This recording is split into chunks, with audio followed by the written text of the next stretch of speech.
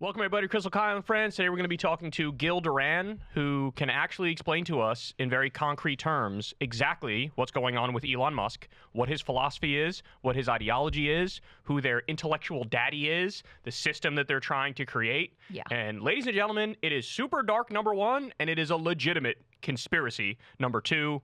And, you know, I said this the other day, Crystal, but Alex Jones calls every single thing under the sun a conspiracy theory, but the world's richest robber baron illegally seizing the treasury and trying to put a chip in everybody's brain, that guy's cool. Right. He's one of the good ones. Good with.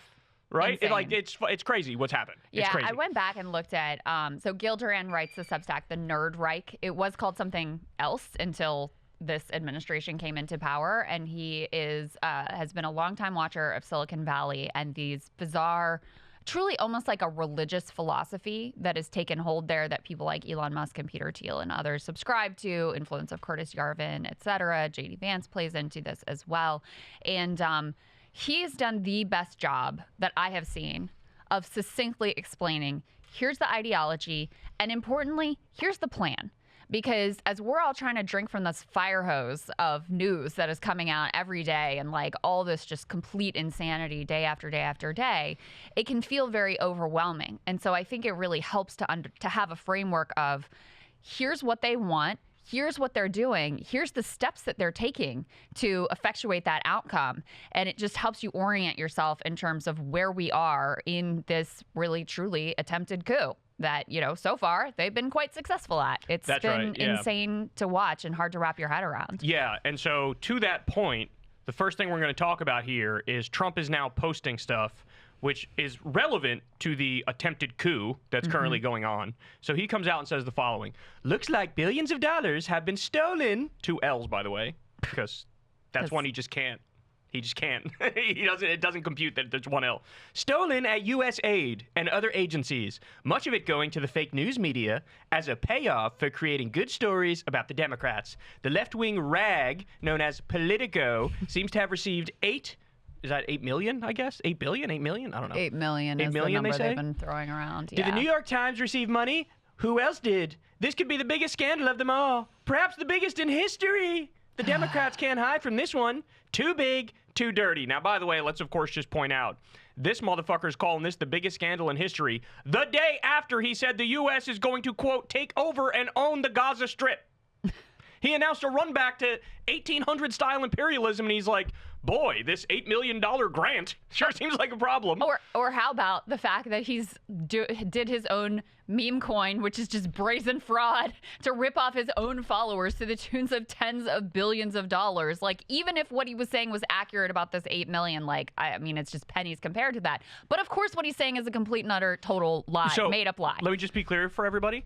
Literally every part of this is false. Yes. So the right has been melting down on Twitter, and I'm in awe of their ability to whip people up into a frenzy over complete fake news stories. Literally within an hour, every one of these stories that they tried to push completely and utterly blew up. Yeah. And was proven false. Yeah. So one of them, they tried to say, the New York Times is getting millions of dollars from U.S. aid, and here's the proof.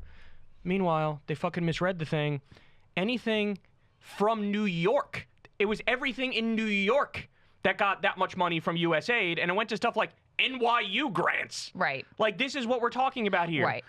And the bulk of the money that actually went to New York Times, all it was subscriptions, mostly from the Pentagon. So we're talking about, like, service members, people who work at the Pentagon who are expensing subscriptions. That's what we're talking about here. And it's the same thing with Politico. I mean, just it's, like, laborious to go through this, but first of all, $8 million a year from USAID is the claim, right? No, $8 million for a decade from all government agencies. I would expect it to be like triple that.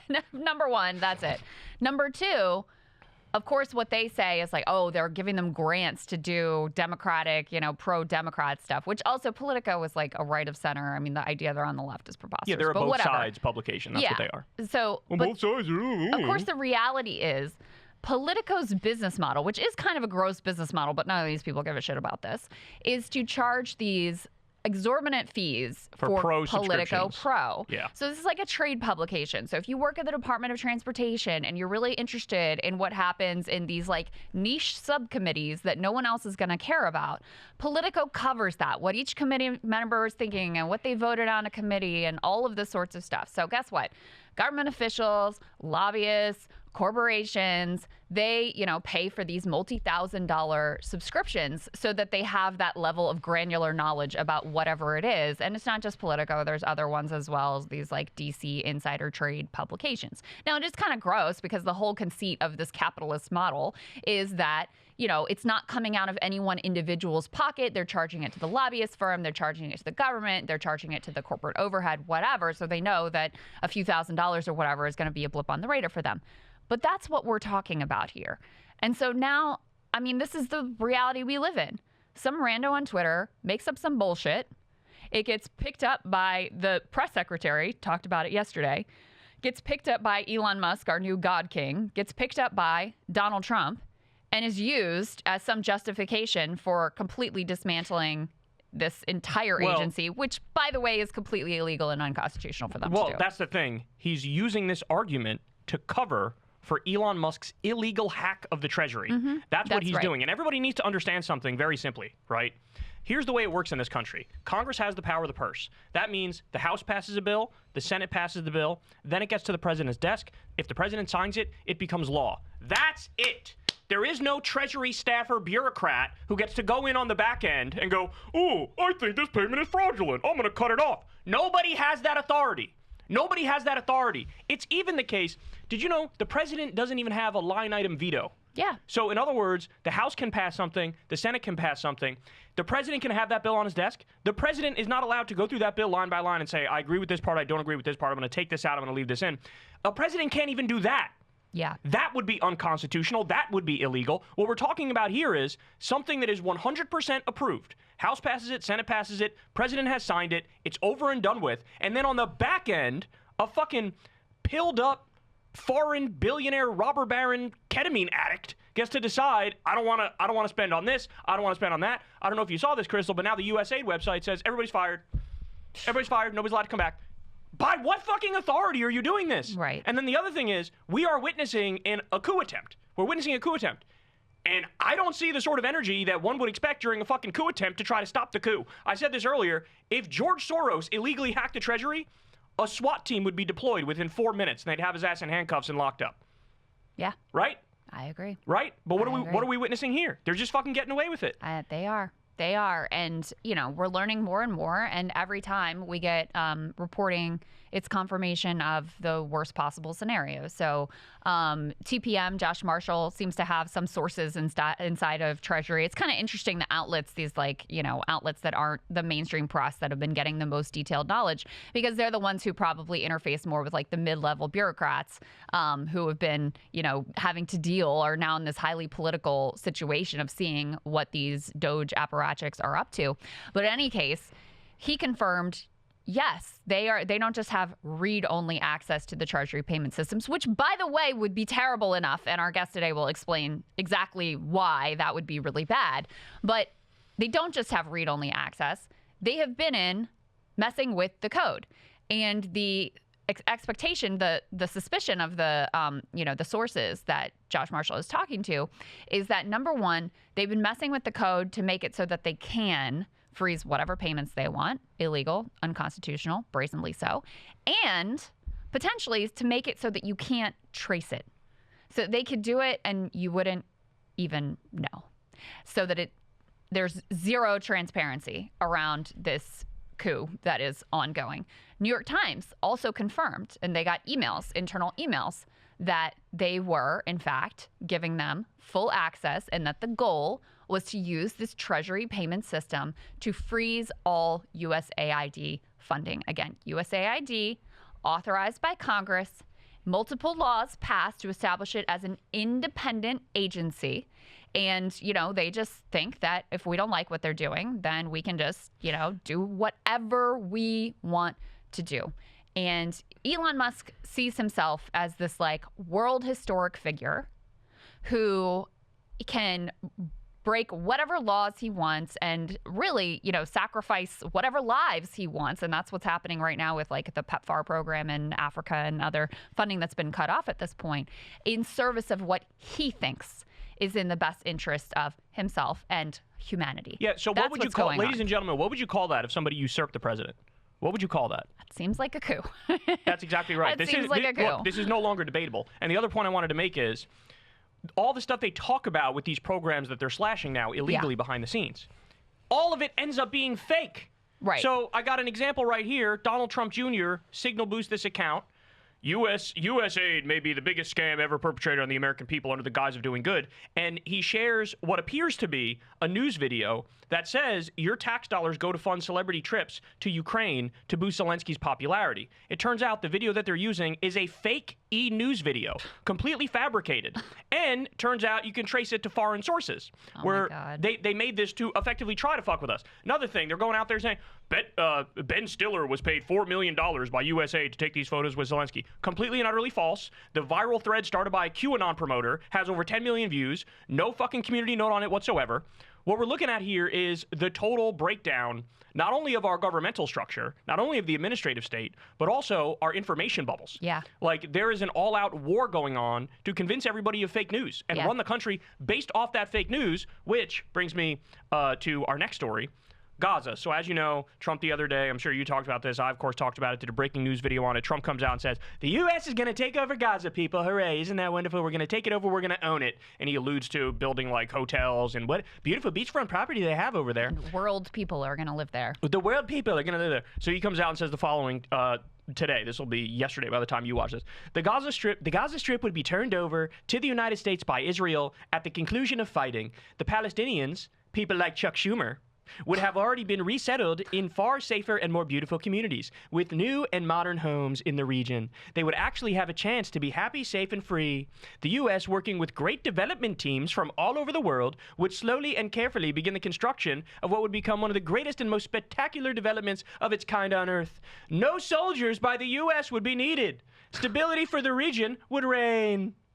So understand what he's... First of all, he's trying to put a smiley face and a happy spin on genocide and ethnic cleansing. Mm-hmm. That's point number one. Point number two, invasion, he's trying to convince you... theft, and all the rest. We're going to rebuild it all, but don't worry. It's really not going to cost you anything, and also U.S. troops aren't going to be used. What the fuck are you talking about?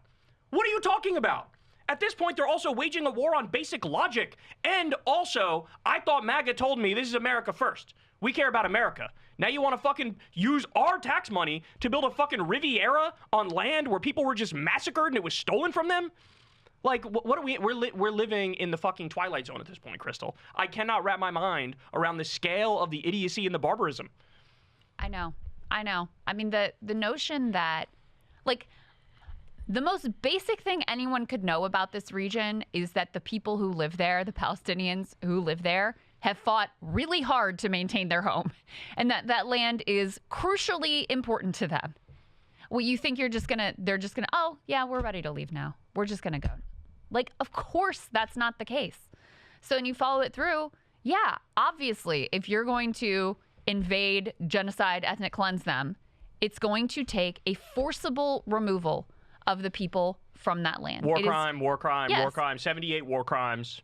American citizens being sent over to commit war crimes and themselves die so that we can own the Gaza Strip. Yeah, like, you should resign. If you're in the military and they try to send you to do something like this, you should resign. You should absolutely, positively resign. No doubt about it. No question about it whatsoever. I mean, I remember the argument that was used at the Nuremberg tribunals. They were like, bro, I was just following orders. Nobody gives a fuck. If you're just following orders and the order is genocide and ethnic cleansing and steal the fucking land, nobody cares that you're just following orders. You're a fucking criminal. Yeah. That's what it is. You're a criminal. You know, yesterday, on Wednesday, his press secretary came out and tried to, like, soften this. Like, well, it wouldn't necessarily be boots on the ground, and this would be temporary. And Marco Rubio came out and was like, oh, this is very generous. It's a very generous offer of Trump. And then this is him coming out and reasserting, like, no, it's not temporary, it's permanent, and I'm absolutely serious about it. I mean, that's the other thing, is a lot of the cope I've seen on the right that it obviously can't really spin this to be like, quote unquote, America first, and, you know, has been going after now belatedly. They decided, okay, the Iraq invasion was bad because Trump said it was bad back in 2016 and we shouldn't be in these foreign entanglements in the Middle East, whatever. So they can't really square the circle. So the cope I see is like, well, he's not really serious. It's like, I mean, he is a real estate developer, okay? When he sees Gaza, he doesn't see humanity. He doesn't see like land that's important to human beings. He sees dollar signs. And also as a developer, he's perfectly comfortable displacing people who happen to be in the way of whatever it is he wants to effectuate. We know that Jared Kushner was out there talking about waterfront development. We know Trump previously was talking about, oh, the land there, it's very interesting. It could be very beautiful. Like, the reporting is he's been thinking about this for months. It's not just something he threw out there willy-nilly. So, you know, people love to pretend like he's some grand chess master and, oh, this is just some new brilliant move. No, he's fucking serious. And you should take him seriously. He's the president of the United States and he does insane, monstrous shit all the time. And how would America First square with, put Gaza aside, which you shouldn't, but how would America First square with warmongering with Panama, warmongering with Denmark, warmongering with Greenland, warmongering with Venezuela, warmongering with Mexico, warmongering with Iran, at the same time that on the campaign trail, I distinctly remember him saying, Kamala Harris is a warmonger, Liz Cheney is a warmonger, she never met a war she didn't like, she just likes to shoot at people. Yeah. And then here you are, it might be easier to count the countries you don't want to attack. Yeah. You don't want to steal. So, I mean, this is just... And it's throwback imperialism. Yeah, it's 1800s style imperialism. It's like, there is no cover story. We want it. There's no cover story. We want it, and we have bigger guns than you, so we're just going to take it. Yeah, Bush did imperialism, but he put a cover story over it of freedom and democracy, and this guy's a brutal dictator. What? Oh, you support the brutal dictator? I guess you like brutal dictators. There was some argument there where you could feasibly twist people's arms into thinking we're the good guys doing the good thing. Now, they don't even bother with the argument.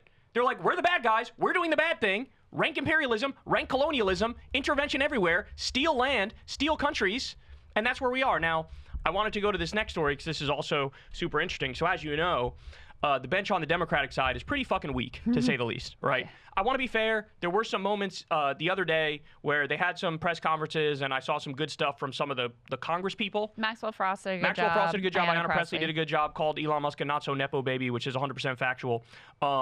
So there are some that are doing a good job, some senators doing an okay job. Of course, the worst of the worst, and this is a horrible scenario, but it's true. It's Hakeem Jeffries, it's Chuck Schumer. It's these people who are supposed to be leaders who, like, they talk like it's 1996 and there's no urgency, and I watched their press conference. It was a fucking nightmare. Yeah. So it's a bit of a mixed bag, but in terms of the Democratic bench to run for president, look, I'm being honest, it's not that deep. In terms of fighters, you could say AOC is a fighter. I think that's fair at this point. She's done a good job recently. You could say Gavin Newsom is a fighter. I'm not a big fan of his politics. He's a centrist Democrat. I certainly would like somebody more like Bernie Sanders, but he puts up a fight. But outside of that, I just don't see many fighters. Pritzker's trying to assert himself. And he's got a little bit of like an affable, lovable, fat billionaire vibe to him, right? Now, I'm anti-billionaire, so it's a little difficult, but at the same time, I could see maybe after 4 years of absolute craziness with Trump, people will want a more low-key, like, oh, that's like a loving dad type figure. Yeah. That's possible, right? That's possible. Yeah. FDR was a class traitor. We can accept a class traitor. Yeah, but FDR had a little more edge to him than Pritzker does. Yeah, that's the thing, right? I don't want to actually make that comparison. Right, okay, yeah. But it would have been a somewhat legit comparison. Anyway, but there's one celebrity, because you guys know I've been calling Jon Stewart 2028.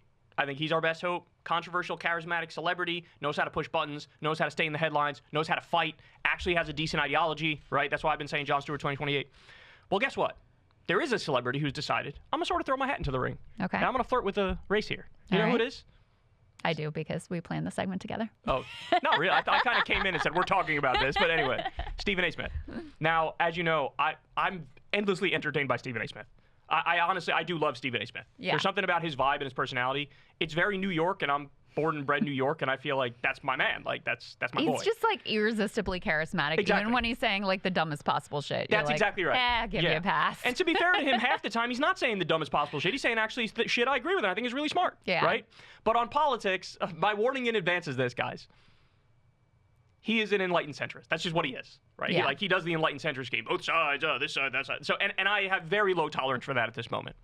But in anticipation of this play, like, hey, I'm playing hopscotch with getting in this shit. Like, I might actually run. There are articles about it everywhere. A Stephen A. Smith 2028 account popped up on Twitter. Oh, for real? Somebody was going to run for president, made an account about it, and they're clipping him out and shit. Okay. Right?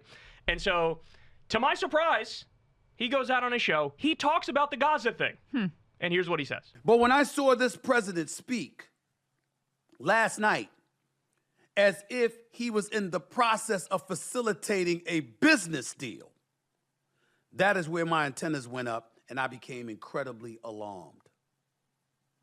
You have no business doing that. Do you understand how the Gaza Strip has been ravaged?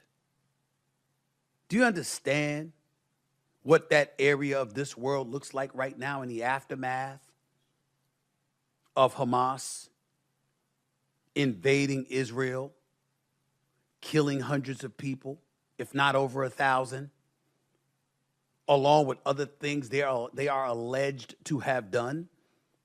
You have any idea? Have you seen the footage? Have you seen the wreckage? It's been reduced to rubble. It's inhabitable right now. And I get that part. But to go out there and to say that they should just leave, that doesn't even begin to say irresponsible. We're talking about the displacement of potentially more than 1 million people. And this man is there last night with Benjamin Netanyahu, who, by the way, didn't say a word to co-sign that, standing just feet away from him with their dual press conference. And I'm looking at our president and I'm saying to myself, these folks were talking about pulling out of Afghanistan. And when Joe Biden did it, they were in an uproar about it, but over how it was done, not necessarily that it was done. If you listen to political aficionados and those that are fully familiar with what has transpired in the Gaza Strip and beyond, and you hear them talk about the Israeli-Palestinian conflict, and now that we all know dates back to at least 1947, in terms of the recent friction that has existed over the last several decades, they literally sit up there and say, what you're seeing now in Palestine, what you're seeing now in the Gaza Strip, makes Afghanistan look like New Jersey. They said that's how bad it is. And then you're talking about, if you're talking about displacing folks, and you're talking about rebuilding in that area, you got to assume you're thinking that the Palestinians, their leadership, and others associated with them are just going to be okay with that. You really, really think that's going to happen? You really think that's going to happen? So you can see the shades of the enlightened centrism in there? Yeah. Focusing on in the wake of Hamas doing blah, blah, blah. Yeah, now it doesn't mention rebel, the Palestinian death figure, says, like, this is not workable, really. It's more like from that perspective. Doesn't assign any blame to the Israelis, really. Doesn't say ethnic cleansing, like all that shit. No right? genocide, of course. But at the same time, you also see, like, I'm the common sense guy who's saying this thing is bad. Yeah. Don't do this. This is bad. This is not okay, right? Well, and one thing that really was undersold in terms of one of the factors that went into people's votes was this false sense that Trump was more of the like anti-war candidate. And we interviewed at Breaking Points, we interviewed people who were those like AOC Trump voters. And people were like, what? Like, why would you vote that way? And one of the things that came up repeatedly was that sense. And we know from the polling also that Black Americans were more likely to have an issue with the Democratic Party specifically with regards to Gaza, and there's a historic, connection with the Palestinian liberation struggle. So all of those things, kind of go into him feeling like, oh, this is something that I need to say something about, even as like, just kind of like normie sports guy that he is. Well, that's the thing. Like, okay, Stephen A. Smith, he really is a vibes master. Mm-hmm. He's also an attention master. Yeah. He's been #1 for sports talk, like, forever, right? And he also, again, to be fair to him, he does have this sort of default, like, I will say the thing that you won't say, even if I'm not supposed to say this thing. I'm going to say it if I actually feel it. And that is something, like, no other Democrat has. Yeah. I'm sorry, no other Democrat has the thing where it's like, no, I'm going to say this thing, even if this is like, I'm not supposed to say this, but I think it's right, I'm going to say it. And that's a thing that is hard to teach. It's hard to teach. That's one of those things. It's you either have it or you don't. They're so conflict averse. Exactly. They're so conflict averse. They don't want any negative attention. Yeah. Stephen A. Smith is going to fucking let it rip, for better or worse, because let me just point out so everybody understands. When I say he's an enlightened centrist, he's made it over and over. He's made the point of like, I'm kind of conservative on the issue of immigration. right? He talks about how he wants lower taxes. He openly says, like, I'm rich. I like lower taxes. I want lower taxes. But he's all over the fucking place. Also, he did a segment recently where he was talking about transgender rights. And he's like, look, civil rights are off the table. Everybody deserves them. Transgender Americans deserve them too. Right? But it, like, that's sort of my point, is there is a refreshingness to him as a person. Yeah. But, you know, the problem is anytime it doesn't feel overly, like, packaged and focused. He's just like, I think I can fix shit. I'm going to... like, yeah, it's just like, this is what I actually think about it. And sometimes it lands in a good place and sometimes not such a good place. I mean, the thing that he has that Democrats lack are those two pieces. Knows how to get attention. Knows that attention matters. I mean, this is something AOC is one of the only ones who really understands. Right. And will, like, touch the hot button issue. I mean, most people who don't have a political background and are not obligated to talk about Israel and Palestine avoid that shit like the plague. Yeah. Because you know there are a million tripwires when you talk about it, even the language you use and how you do, you know, is it the West Bank or is it Judea and Samaria? Like, all of that is incredibly fraught. And most people would just not weigh in at all, and he just barges in, and here's what I think. Well, he actually says multiple times in this, like, just to be clear, I really don't know what the fuck I'm talking about. Like, he really does. He says that. He's like, you know, this stuff, there's people who know way more about it than I do. Yeah, but that's the thing is, like, you don't have to have just some basic genocide sense is and bad. human decency. Yeah. But he also does that when he goes on these right-wing podcasts. He also does that with these, like, idiot MAGA influencers like Patrick Bet-David. He goes on Sean Hannity's show all the time, and he, like, defers sometimes. Like, look, I'm not a political expert like you, Sean. It's like, bro, he's a fucking total propagandist hack. The thing that's getting some people excited, though, I forgot to mention this, is that there was a tweet of him from years ago where he's like, Bernie Sanders perfectly represents my ideology as an independent. And it's like, I hope that's true, but let's be honest. Since then, there's been moments where he's like sort of semi-cucked himself to MAGA. Yeah. He says the thing about low taxes. He says the thing about immigration. So it's like, that's not really, like, he probably saw one segment where Bernie said one thing he agreed with, and he's like, I love this guy. Love this guy. Right? I mean. But if that were true, I would be, if he actually was like Bernie, I'd be all in. I'd be wearing a Stephen A. Smith shirt, right? Stephen, hey, listen, man, you come on the show, let's talk, and let's figure it out.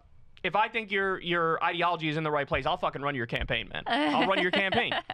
Because he has all the natural ability, but it's got to be molded. Yeah. The problem with enlightened centrists, though, I need to point this out. The problem with enlightened centrists, though, is they are actually the most likely to default to the status quo. That's right. Because they get in there and they feel like, well, this is sort of a big complex system, and the fact that it works at all is kind of a miracle. So, like, I guess I should sort of default to, if it ain't broke, don't fix it. They're right? also you know very subject to, like, okay, this is what the left is saying, this is what the right is saying, so let me split the difference. And it's even like, no, if the left that's fascism. is, you know, the left's like, let's raise the minimum wage, and the right's like, no minimum wage. Let's ship all the migrants to Guantanamo Bay, right, you know? Exactly, and it's like, well, you can't really, you can't split that difference, bro. Yeah, exactly. I could see him coming out being like, we're going to send only 10,000 immigrants to Guantanamo Bay, not 30. Not 30. 30 is too much. 10,000 to Guantanamo Bay, and we'll raise the minimum wage by $1. Right? Like, I could see him doing something like that. Yeah, that feels about right. But anyway, that's how bleak times are. And the other thing is, I really don't think he truly understands, like, the moment that we're in. Like, Stephen, this is a coup. We're looking at a coup.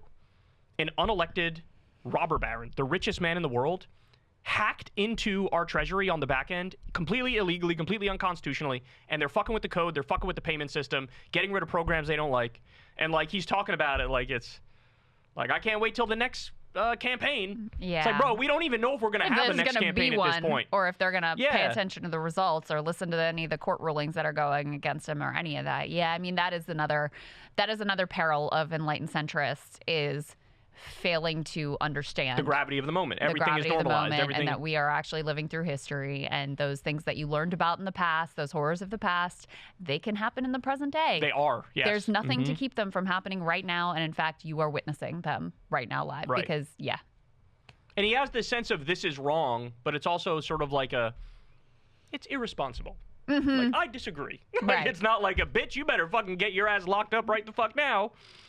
You better get locked up. Like, we're done. We're not doing this, right? You know? So, anyway, you guys make of it what you will, but I found that very interesting. I'll take him every single day for the rest of my life over what we got right now. Well, that's true. Hey guys, we spoke to Gil Duran on Crystal Kyle and Friends today. You're definitely going to want to check this out because we talk about why Elon Musk is doing what he's doing, what his ideology is, what's at the core of this. There's a guy by the name of Curtis Yarvin who's basically an evil philosopher, and Elon Musk and Peter Thiel and Mark Andreessen and all these guys, J.D. Vance, they all believe in his vision for the future. You're not going to want to miss this. You're going to learn about the Dark Enlightenment. You're going to learn about RAGE, Retire All Government Employees, as it's called. Sign up below to see the full interview that we did.